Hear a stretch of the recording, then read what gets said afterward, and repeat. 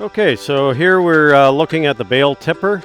So on a bale, when you want to flip it on its end, this is what you would use. If you're just rolling the machine off, the bale off the backside of a machine and not actually tipping them, you don't need this. But this thing here, we have a guide here, and what this does is on a 5-foot wide bale. So on a 4-foot wide, you can just remove this. Just take these bolts out and just remove it.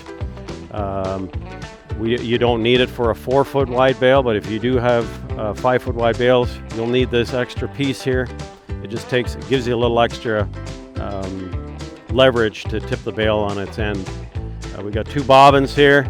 This is just to protect against anything hitting the steel portion of it and splitting the plastic. We do have an ABS roller here that just rotates on the steel pipe, just again to protect the plastic that's on the bale itself. If you need to remove these, we just have a single pin here. You just pop the pin out, and then you just have to take the snap ring out of the one end of this shaft. Actually, it's on the bottom side of the shaft. Just take the snap ring, and then slide the bobbin off. If you got any questions, just contact Tubeline at the office or go online at tubeline.ca.